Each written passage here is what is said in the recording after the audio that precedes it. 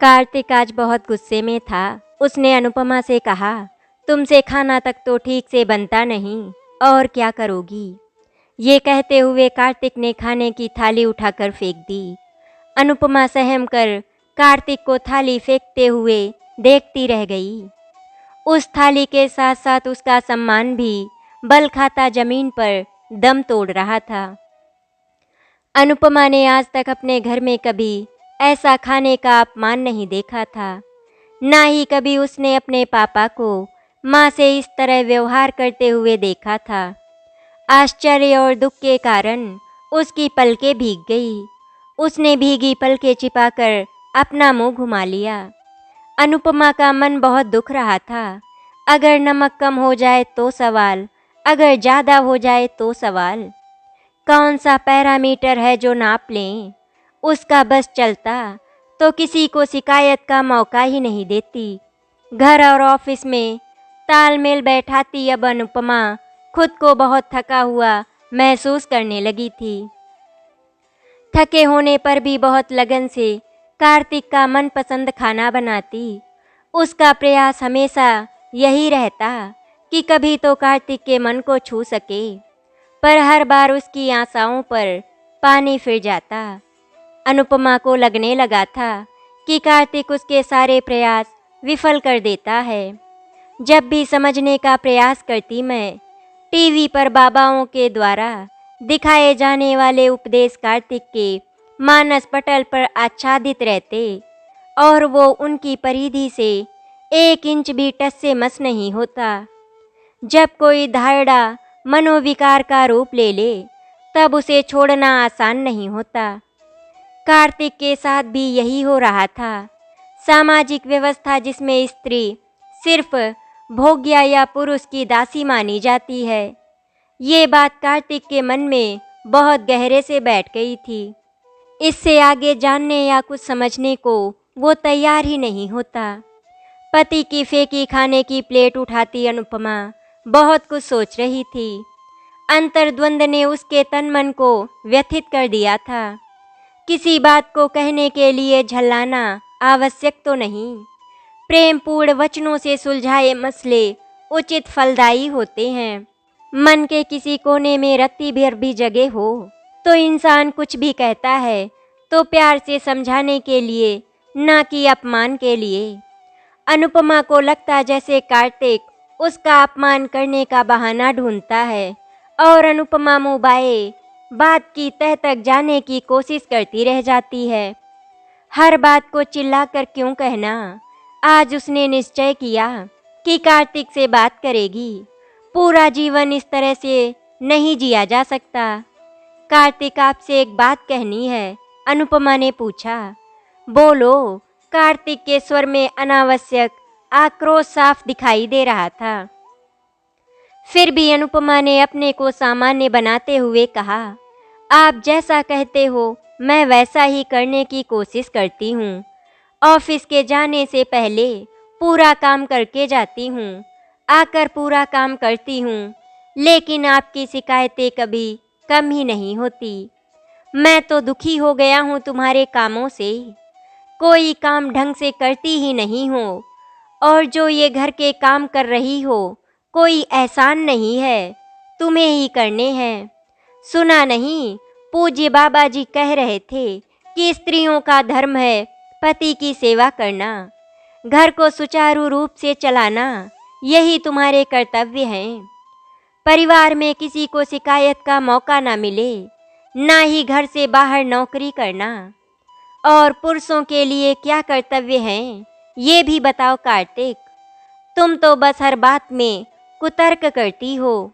जो कहता हूँ वो तो मानती नहीं, फिर चाहती हो प्यार से बात करूँ। उपेक्षा भरे वचनों का उपदेश सा देकर कार्तिक निकल गया।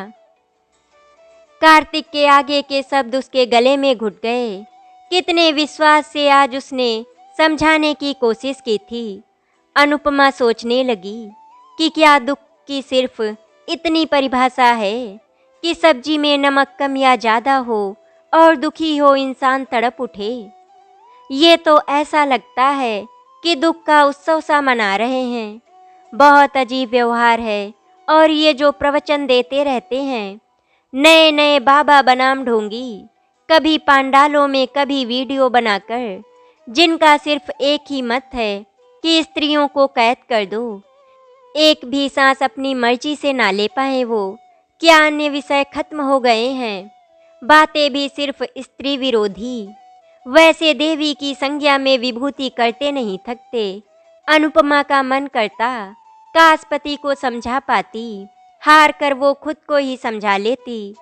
आखिर चुनाव भी तो उसका ही था। पापा ने कहा था, बेटा देख ले, कार्तिक के पिता नहीं है, जीवन में कठिनाइयाँ अधिक होंगी। उन लोगों को तेरा ऑफिस में काम करना पसंद नहीं, फिर भी मैंने उन्हें मना लिया है। आगे तुझे ही संभालना है। पापा, मुझे पैसे की लालसा नहीं है, आप भी जानते हैं। समझदार सुलझा जीवन साथी हो तो जीवन खुशियों से भर जाता है।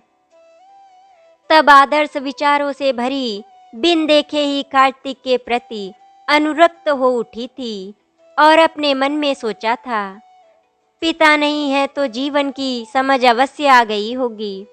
समझदार इंसान होगा। परेशानियां इंसान को अनुभवी जो बना देती हैं। पापा ने एक बार फिर दोहराया था कि एक बार फिर सोच ले बेटा, और भी रिश्ते हैं। लेकिन भावुक अनुपमा ने अपना मन कार्तिक को सौंप दिया था और फिर दोनों की शादी हो गई। तब कहाँ जानती थी 21वीं सदी में भी कोई स्त्री स्वतंत्रता के इतने खिलाफ हो सकता है। सुबह शाम टीवी पर आने वाले बाबाओं को सुन मानसिक विकृति पाल सकता है। अपना समय जो व्यायाम आदि में लगाना चाहिए उसे इस तरह नष्ट कर सकता है। कोई बुजुर्ग हो तो समझ भी ले, लेकिन इस तरह काम छोड़ नाकारा बन अर्थ रहित बातों के लिए समय नष्ट करना अनुपमा को मूर्खता लगती थी। पढ़े लिखे कार्तिक का बाबाओं के प्रवचन सुनना अनुपमा को आश्चर्यजनक भी लगता था। आज के समय में जब स्त्री के आर्थिक सहयोग के बिना घर की व्यवस्था सुचारू रूप से चलाना संभव नहीं, वहाँ ये बातें महज कुत्सित मानसिकता या पुरुष के बीमार अहम का हिस्सा भर हैं। शुरू में तो अनुपमा ने सोचा शांत रहेगी तो कार्तिक का गुस्सा कम हो जाएगा, लेकिन अनुपमा का शांत मृदु स्वभाव भी कार्तिक में कोई परिवर्तन नहीं ला पा रहा था। रोज अपने और कार्तिक के बीच स्नेह सूत्र पिरोने का प्रयास करती, लेकिन कार्तिक किसी पत्थर की तरह अपने विचारों पर अडिग रहता। अनुपमा ऑफिस जाने के पहले सारे काम निपटा रही होती और कार्तिक आराम से टीवी पर नित्य नए बाबाओं की बेईमानी बातें बड़े ध्यान से सुनता था। हर बात में सुनी सुनाई उन्हीं बातों को करता। कभी अनुपमा कोई काम कहती भी तो गुस्से में चिल्लाकर उसका अपमान करता। आज अनुपमा सुबह जल्दी उठ गई थी। अनुपमा को ऑफिस जल्दी जाना था। उसने अपने साथ सबकी चाय बना ली और कार्तिक को देते हुए कहा, कार्तिक, मैंने दीदी की चाय बना दी है, मैं नहाने जा रही हूँ। मुझे आज ऑफिस जल्दी जाना है। दीदी उठे तो आप उन्हें गरम करके दे देना।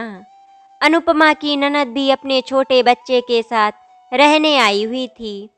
इतना सुनते ही कार्तिक का मूड उखड़ गया। वो चिल्लाकर बोला, अनुपमा, मैं देख रहा हूँ तुम माँ को इग्नोर कर रही हो। माँ का नाश्ता तुम बनाकर कैसरोल में रख दोगी और आज तो तुम्हें छुट्टी लेनी चाहिए थी। सुमन आई हुई है, मैं शाम को जल्दी आने की कोशिश करूँगी। कार्तिक, मगर छुट्टी नहीं ले सकती, मेरी प्रमोशन ड्यू है। और कार्तिक, आप चिल्ला क्यों रहे हो? शांति से भी तो कह सकते हो। अच्छा नहीं लगता जब आप चिल्लाते हो, वो भी सबके सामने। क्यों, सबके सामने की क्या बात है? यहाँ बाहर का कौन है? माँ है, मेरे भाई बहन हैं। नहीं कार्तिक, बात करने का तरीका होता है। इस विषय पर सोचना कहकर अनुपमा ऑफिस निकल गई। जब भी अनुपमा ऑफिस को निकलती, कार्तिक कुछ न कुछ काम जरूर बता देता। अनुपमा को करने जाना होता, जिस वजह से अक्सर ऑफिस के लिए देर हो जाती और फिर बॉस की डांट सुननी पड़ती। अनुपमा की हमेशा कोशिश होती कि बात को समझाकर सुलझा लिया जाए। वो वैसे भी मुस्कुराती रहती थी, सोचती थी पिता के असमय जाने से शायद स्वभाव में चिड़चिड़ापन आ गया है, प्यार से धीरे धीरे सब ठीक हो जाएगा। आशा की किरण उसके होठों पर मुस्कान बिखेर देती। कितनी भी बात हो, अनुपमा कभी मुंह बनाकर नहीं घूमती, लेकिन इन कोशिशों में कार्तिक की स्त्री के प्रति अवमानना उसके रिश्ते में जहर घोल रही थी। मार्च का महीना था, काम ज़्यादा ही होता है। रात के 8 बजने को आए। अनुपमा जल्दी जल्दी काम निपटाने में लगी हुई थी, तभी फ़ोन बज उठा। क्या बात है, अभी तक घर नहीं पहुंची? कार्तिक ने कठोर स्वर में बोला। बस निकल रही हूँ कार्तिक, क्या 8 बजे भी तुम ऑफिस में हो? खाने का समय हो रहा है, कब बनेगा? मैं कुछ करने वाला नहीं, जल्दी घर आओ। मैं अभी बाहर से ऑर्डर कर देती हूँ। नहीं, बाहर का नहीं खाएंगे, तुम अभी चल दो, ऑफिस से आकर बनाओ। कहते हुए कार्तिक फ़ोन पर ही चिल्ला रहा था। अनुपमा ने आसपास नज़र घुमाकर देखा। साथ में काम कर रहे कलीग ने कार्तिक की आवाज़ सुन ली थी। अनुपमा की आंखों में अपमान के आंसू आ गए। वैसे कार्तिक जब चाहे बाहर से खाना मंगवा लेता, लेकिन अगर अनुपमा कहती तो कभी नहीं मंगवाता। थकी हारी अनुपमा घर में घुसी तो सब बैठे आराम से टीवी पर बाबाओं के प्रवचन सुन रहे थे। उसके घुसते ही सबने ऐसी उदासीन सी नज़र डाली जैसे वो घूम कर आ रही हो।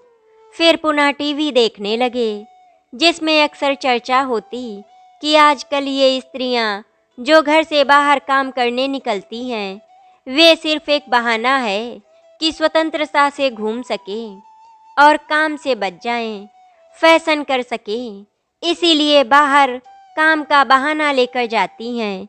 ये सब बातें सुनकर कार्तिक अनुपमा के काम करने से चिढ़ा रहता था। आज कार्तिक का पारा 7वें आसमान पर था, क्योंकि उसकी बहन आई हुई थी। अनुपमा ने लैपटॉप का बैग रखकर जल्दी से हाथ मुंह धोकर चाय चढ़ा दी। थकान इतनी थी कि खाना बनाने की हिम्मत नहीं हो रही थी, लेकिन बनाना तो था ही। चाय पीकर अनुपमा खुद को थोड़ा फ्रेश फील करती थी। फिर सोचा जाकर सबसे पूछ ले, कोई अगर चाय पीना चाहे तो। माँ जी, कार्तिक दीदी, आप लोग चाय पियोगे क्या? मैं अपने लिए बना रही हूँ, उसने पूछा। अरे, शाम के 7 बज रहे हैं, ये कोई टाइम है चाय पीने का? जल्दी खाना बनाओ। और हाँ, माँ ने अभी तक दवा नहीं ली है, वो भी लाकर दे दो, कार्तिक बोला। थकान और पति का आदेशात्मक स्वर अनुपमा को पूरी तरह तोड़ गया। जानती थी पति नहीं चाहता है वो ऑफिस में काम करे। उसके हिसाब से तो घर में ही स्त्री को कार्य करना चाहिए, बाहर निकलकर स्वच्छंद हो जाएगी। अनुपमा चुप रही। उसे पता था नौकरी किसी भी कीमत पर नहीं छोड़नी है। उसने लाकर माँ को दवाई और पानी दे दिया। फिर चाय बनाने के साथ ही खाने की तैयारी शुरू कर दी। अभी बात को बढ़ाना ठीक नहीं समझकर शारीरिक थकान और कार्तिक की बातें मन को परेशान कर रही थी। समय अपनी रफ्तार से बढ़ने लगा। अनुपमा शांत रहने की कोशिश करती, सबको मुस्कुराकर ही जवाब देती। जब भी उसके चेहरे पर मुस्कुराहट होती, जाने क्यों कार्तिक अजीब सी प्रतिक्रिया देता और अक्सर ढीठ की संज्ञा से विभूषित करता। आज अनुपमा खाना बनाते हुए गुनगुनाने लगी। गाना गाते हुए अनुपमा की बोरियत दूर होती थी, मन भी हल्का हो जाता था। कार्तिक ने सुना तो बोला, अम्मा देखना कैसी ढीठ है, अभी डांट पड़ी है, अब गा रही है, जरा भी लिहाज नहीं है इसको। असल में थोड़ी देर पहले कार्तिक उसको कपड़ों के लिए चिल्ला चुका था। उससे वही शर्ट पहननी थी जो गंदी थी, जबकि अनुपमा इतवार को ही वॉशिंग मशीन चलाती थी। अनुपमा ने सुन लिया। रसोई से आकर बोली, क्या मुंह बनाकर घूमती रहूं? वो भी तो आपको अच्छा नहीं लगेगा।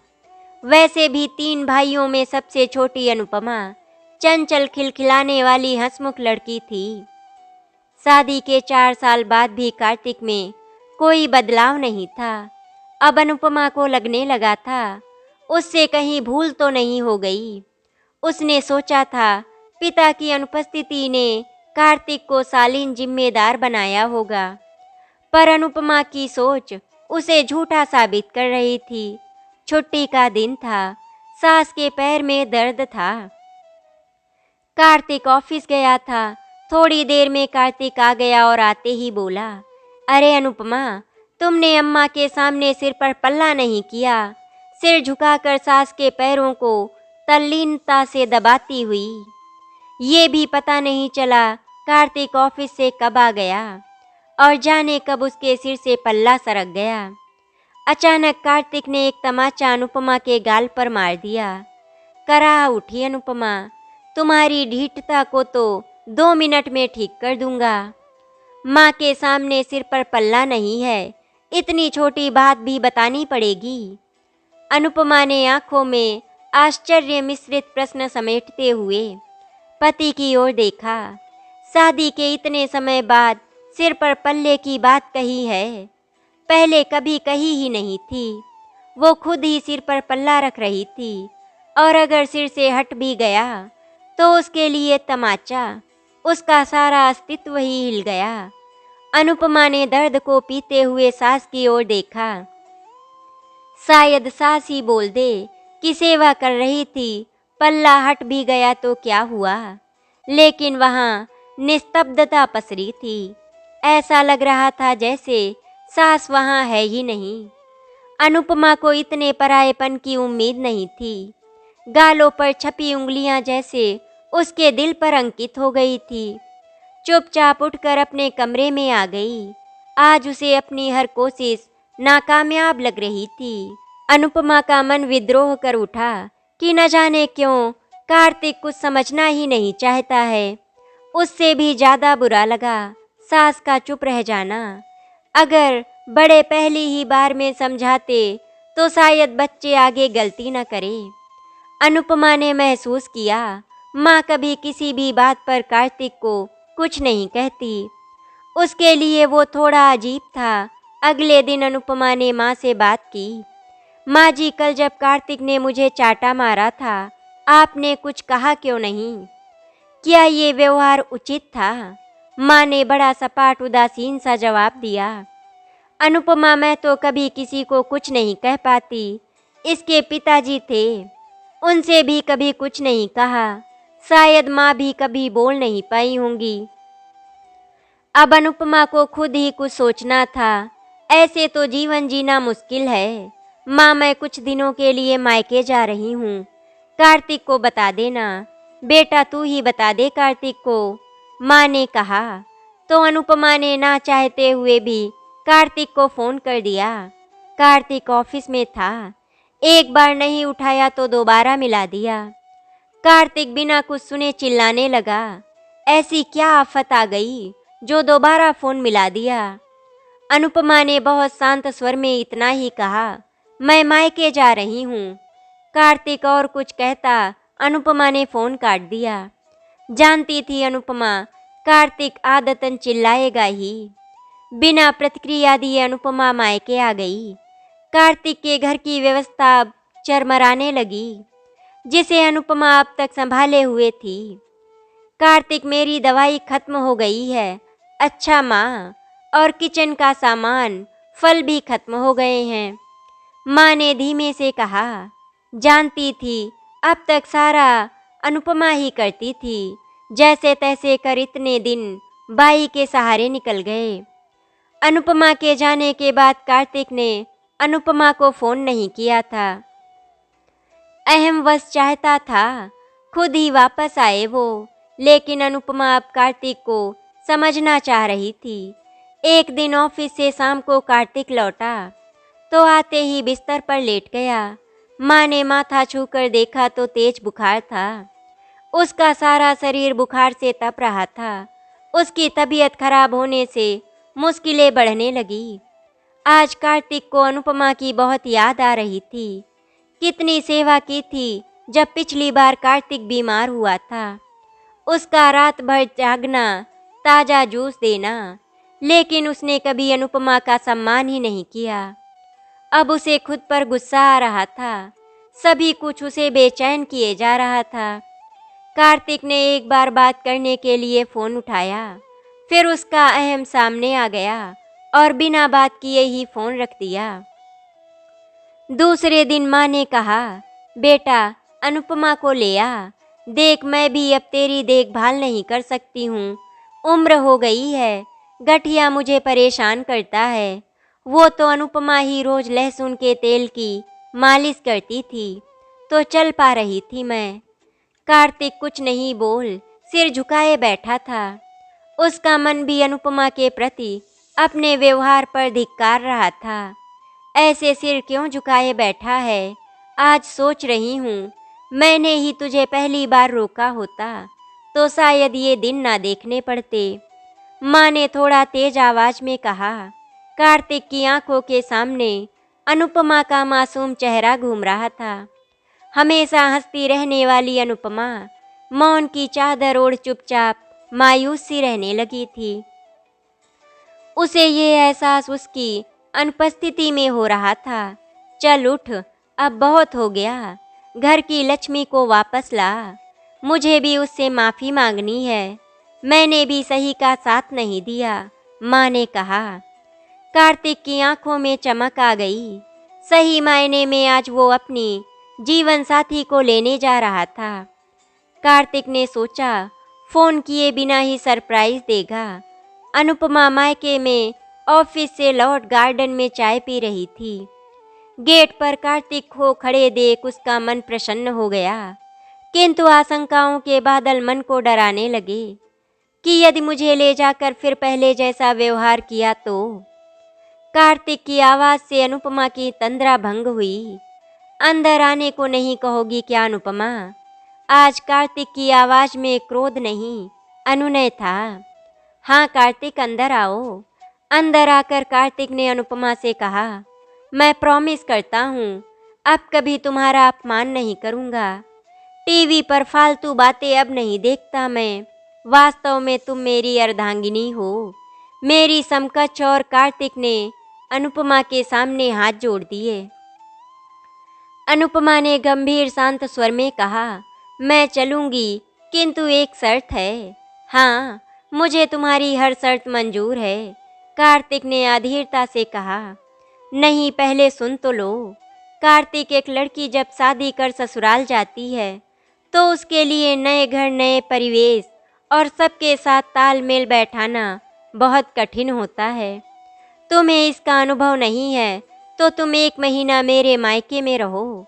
हम दोनों यहीं से ऑफिस जाएंगे, फिर मैं तुम्हारे साथ चलूंगी कार्तिक। कार्तिक ने स्वीकृति में सिर हिला दिया। आगामी जीवन की नींव की परिपक्वता होने को तैयार थी।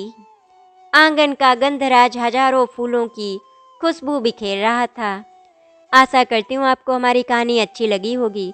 अगर आपको हमारी कहानी अच्छी लगी तो वीडियो को लाइक एंड शेयर करें, चैनल को सब्सक्राइब करें। वीडियो देखने के लिए आपका धन्यवाद।